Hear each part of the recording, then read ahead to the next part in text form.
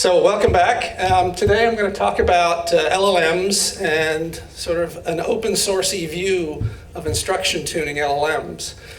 So I assume most people here know what an LLM is, a large language model. But there's some issues with large language models.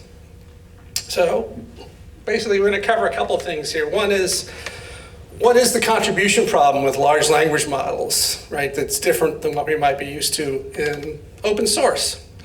And then we're going to talk a bit about the lab technique, which is a paper that IBM Research published, I think it was April this year, which is a novel way to let communities tune large language models for their specific needs. And then finally, we'll get to talk about a new open source project that was put out recently by IBM and Red Hat, which is how one can actually use the lab technique on large language models. So we'll talk a bit about that. So I'm B.J. Hargrave. I'm from IBM, recently now from IBM Research, and I've been involved in open source things for 20 plus years now. So I'm very interested in open source. I love open source. I've been doing it a long time, of course, and I like to go out and talk about it and see what people think and try to impart some wisdom on the community. So, what is the problem we have with open source, with open large language models? So people here, who's heard of ChatGPT? Of course. Who's heard of Llama? Okay, so ChatGPT was what we might call a closed model, right? It's a model built by OpenAI. We don't really know what's inside it. We just get a chat interface and we can type things in and get responses back. Whereas Llama from Meta is a bit more of a more open approach, right? You can go get the model from Hugging Face, right? You can see the source code of the model. You can get the model weights from Hugging Face.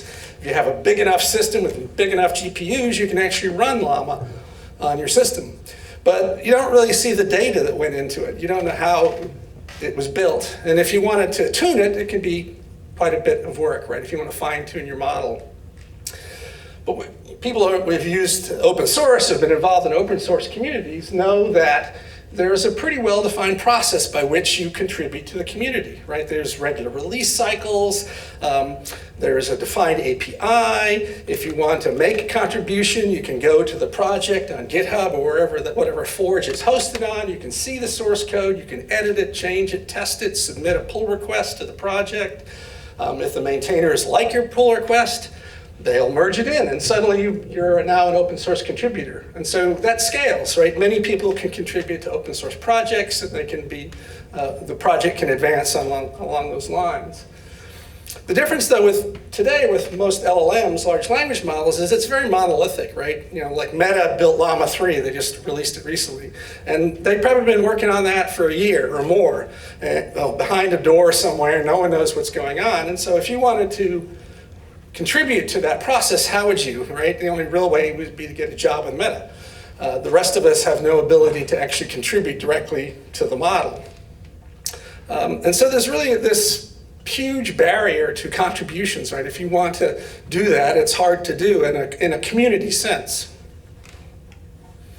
And so what you end up, if you go to Hugging Face today, you'll see that there's lots of llamas. And so it's really a fork approach, right? So in the open source world, forking happens, but it's considered not the best thing to do.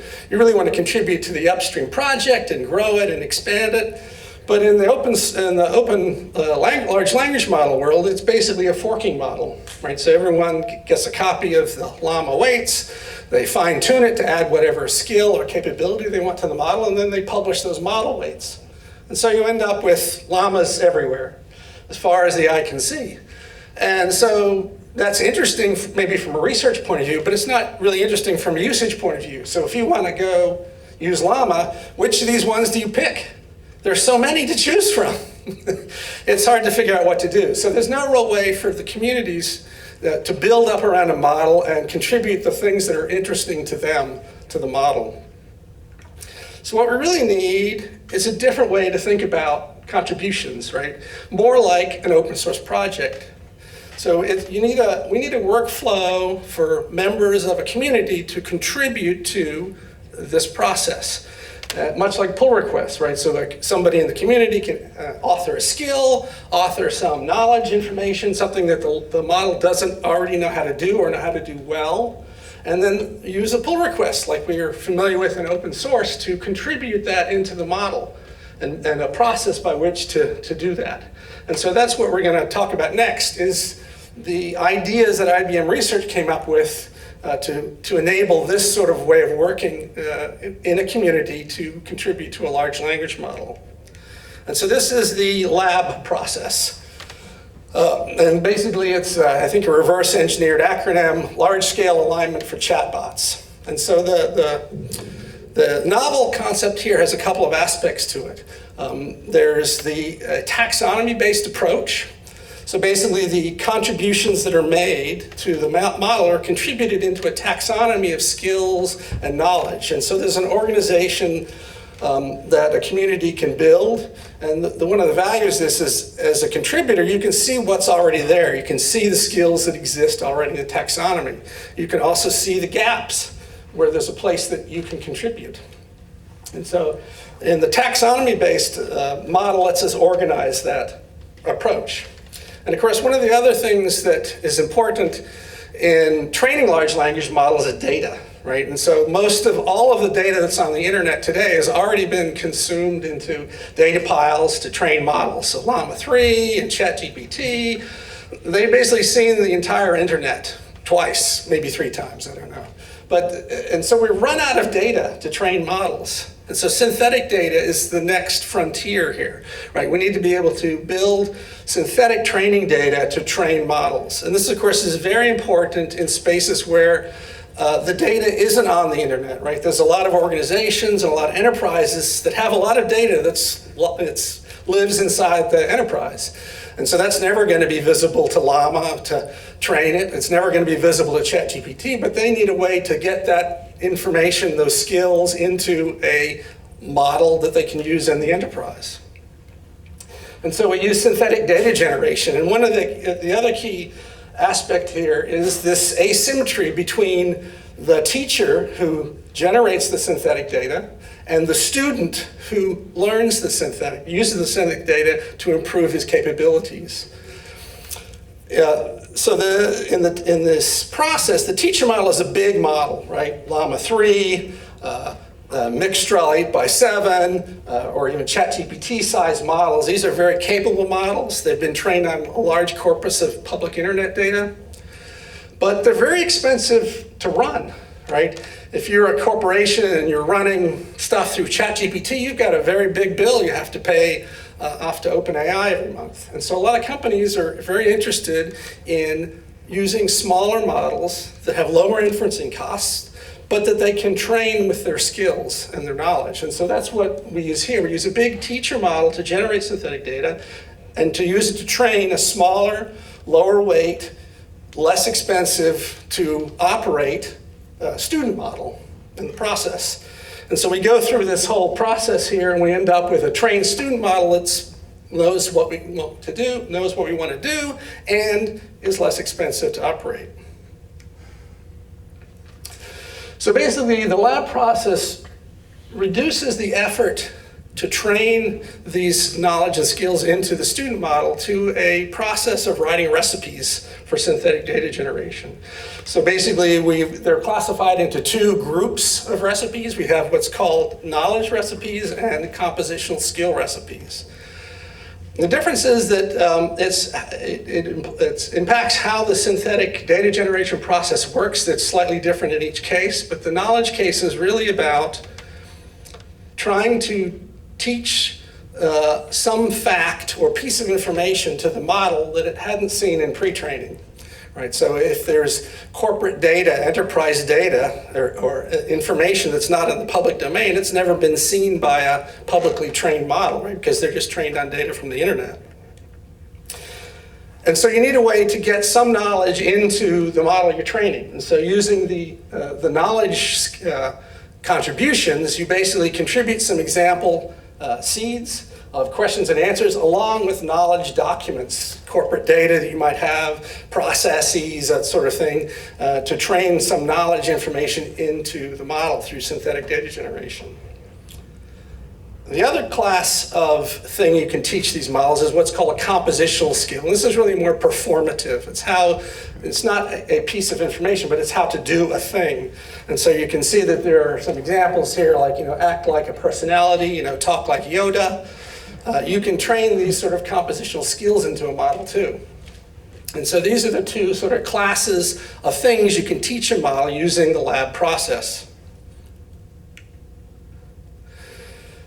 So one of the other important things is trying to get the right distribution of data into the model, right? Since you're using synthetic data generation to generate the training data, and you're using a teacher model, which is a bigger, more capable model, probably from the trained on the internet data, you need to make sure that you balance the training across the various different skills. And so if you look up here, you can see that these nodes here are nodes in our taxonomy that we've authored, right? The community's contributed to different skills, different knowledge things.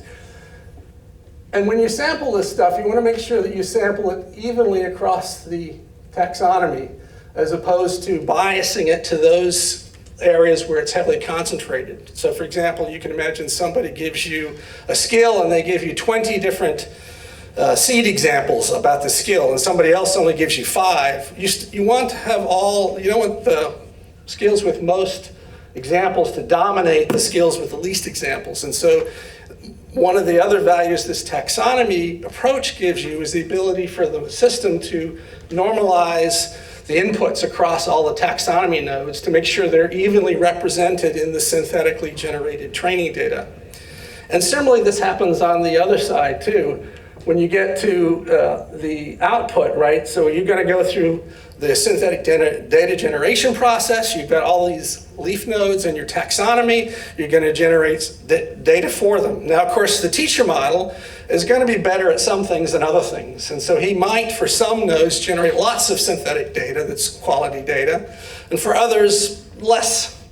And the same thing applies, right? You don't want to over-bias against the skills that the teacher is already good at. You want to make sure you train all of the skills into the model. And so the taxonomy approach gives the training and the synthetic data generation processes a way to even and smooth the flow out across all of the various parts of the taxonomy. This ensures that that your trained model doesn't do 3 things well, but it does 20 things well.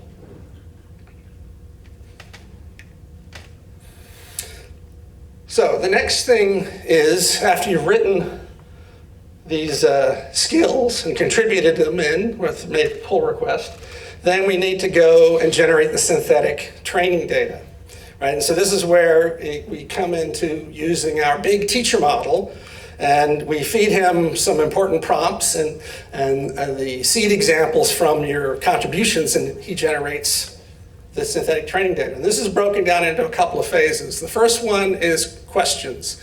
So the first thing the teacher model is prompted to do is generate some questions like these examples based upon the particular thing you're trying to do. And so the teacher model will generate a set of questions and in that space, and then the next thing it has to do is evaluate them, because we all know that LLMs never make mistakes. They always get everything perfectly, right? In fact, the opposite is true. LLMs often get things wrong. They hallucinate. They do things that they weren't asked to do, or they don't do the thing that they were asked to do. And so the second part of this is to evaluate the work done in step 1, right? To sort of try to weed out the less good answers from the teacher model. And so interestingly enough, this is a case where you use LLMs to evaluate the output of LLMs. So it's a very intensive process. And so once we get through the second part, right, we've evaluated the questions. We now have a set of what we think are quality questions. We now need some answers for them. So then we take our filtered set of questions out of step 2. We go back to the teacher model, and we say, okay, give me answers to these questions based upon the particular examples that we were given in the contribution. And then, of course, now we have a bunch of answers to these questions, and now we need to, again, evaluate the answers in case the teacher was off base. And so we go through this 4-step process, and by the time we get to the end of this, we should have a large list of training data that's hopefully of good quality in the particular problem space of that contribution. And so you really need an amplification here, right? Because training, fine-tuning models requires lots and lots and lots of data. It's not enough to train it on 5 examples, you really need 5,000 examples. And so this is where this synthetic data generation process is important, because it really amplifies the contribution. You know, if you already had 5,000 examples, you could just use any normal fine-tuning technique to add this capability, but most humans aren't going to sit down and write 5,000 examples. And so synthetic data generation is how we can address that problem. The other thing is knowledge generation, right? So this is where we want to impart some facts into the weights of the model that we're tuning. And so this is slightly different, but very similar to skill generation. But the difference here is that the answers and the questions are grounded in knowledge documents. So we give them, like in sort of a RAG style approach, we give the knowledge documents to the teacher model and say, ask some questions about this knowledge. And then we evaluate those questions like we did before.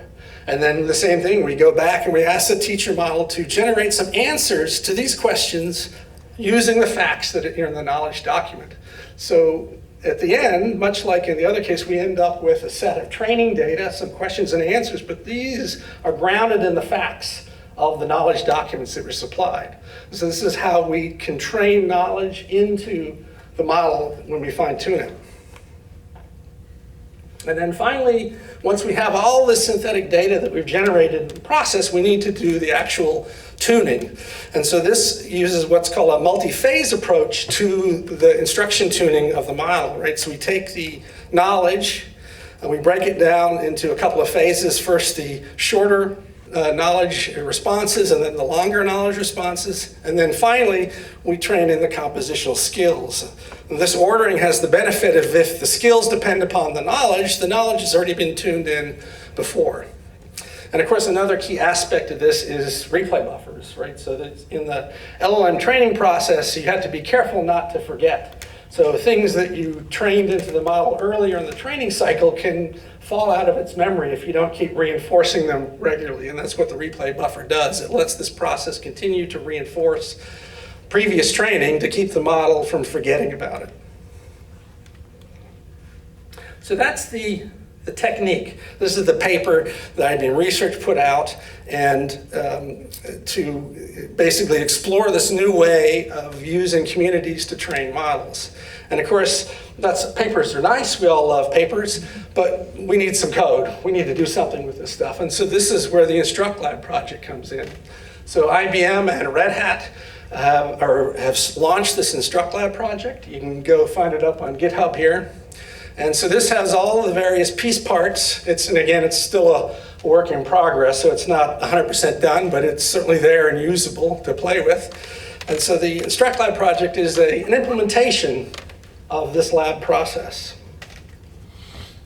So basically, it lets you do interesting things, right? So you can actually go install from pip. You can do pip install InstructLab, and on your Mac, Apple Silicon Mac, you can actually download this, run it, and actually infer using some locally running models, right? So it supports currently a couple of models that are quantized, because even big Macs aren't very big relative to a big system that has, 4 H100 GPUs with 800 gigabytes each.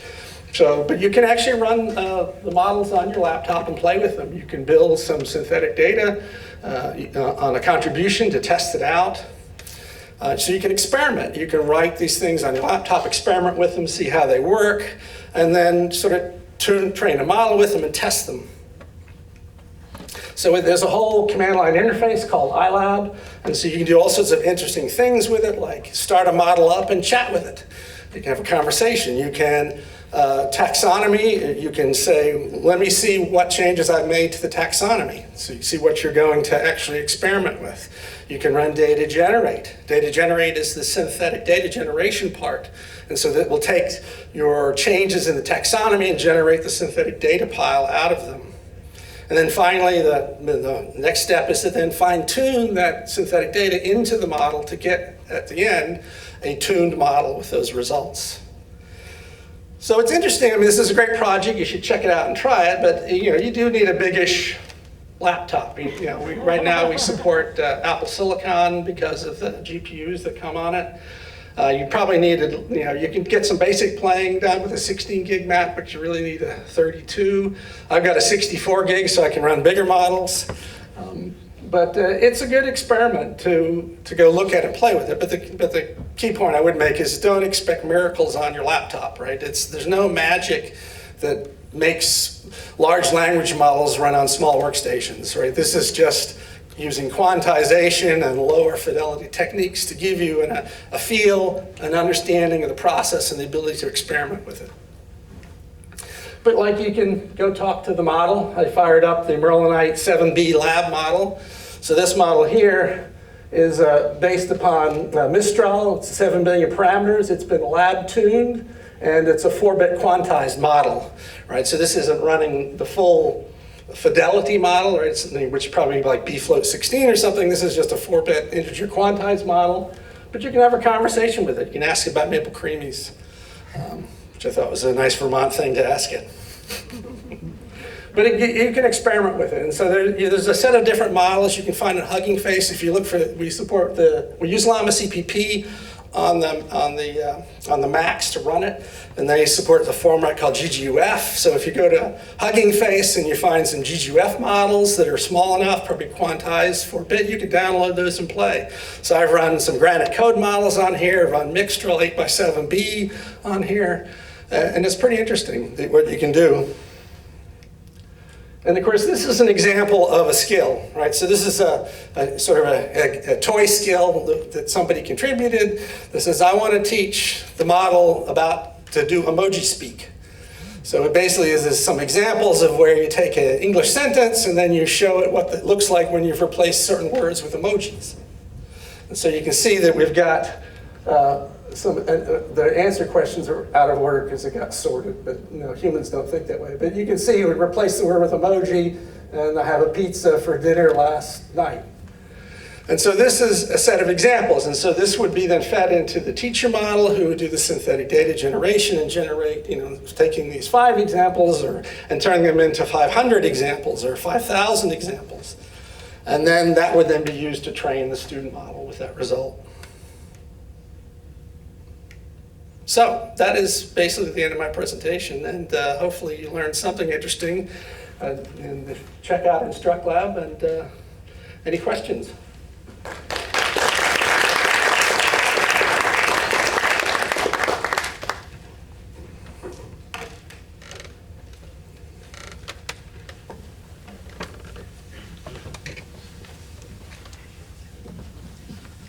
Thank you very much for that interesting presentation. There was a point where you mentioned a critic module. I'm paraphrasing now. So I'm curious about that aspect, because in classical machine learning, for example, we have supervised learning. You have ground truth data labeled by humans and so on, right? So we trust that. How well, or how much can we trust LLMs to be truthful? I mean, there has to be a reference of trust. Do you get where I'm going now? So where is that base of trust here? I think, a lot of this relies upon LLMs on both sides, right? We having them to generate the data and then to criticize and evaluate the data. I think there is a certain amount of work that shows that LLMs aren't bad at criticizing themselves. In fact, a lot of the work around sort of things like agentic models are going to be doing that same thing. They're going to do plans, and then they're going to criticize the plans and fix the plans. So there's these loops of models evaluating their own results.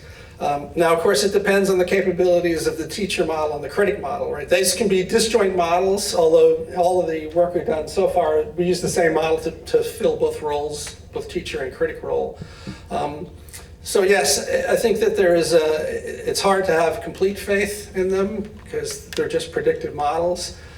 But there is some evidence that they are good. I think one of the other things you need to do is you can't use this process, or you can't use synthetic data generation in general to do a thing the teacher model can't do already, right? It's got to be within its capabilities. You can't ask it to solve some problem which it's never seen before. So there are some limitations, right? You can't do everything this way. but you can get a fair amount done. And I think certainly in the sense of a corporation enterprise that has a set of data internally, they can get a long way with using this process to teach up some small student models to solve their problems at a reasonable inferencing cost. Thank you.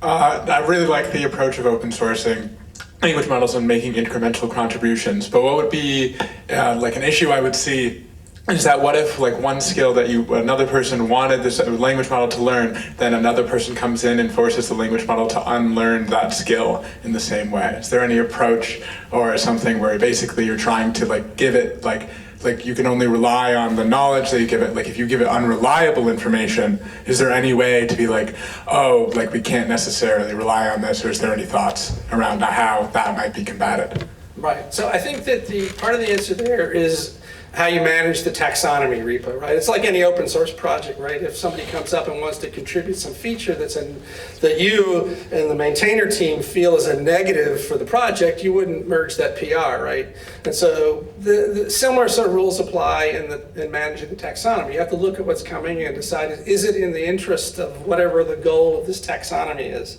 Because I mean, the other thing too, there will be many taxonomy, right? There's one for your corporation, one for my corporation. Even within my large corporation, I might have different problem domain areas that I have different taxonomies for. And so part of that is the human process of managing a contribution set. That was the last question. Is there a way to merge models? Not really. I mean, models are basically some code and predominantly a big pile of weights. And so the way you change your model is you change the weights. And that requires sort of a training loop, with a gradient descent feedback sort of thing. So there's no real way to take two models and sort of smash them together, because the weights are unique to what training data it's seen, and the models have different architectures too. So the weights have different layers and whatnot.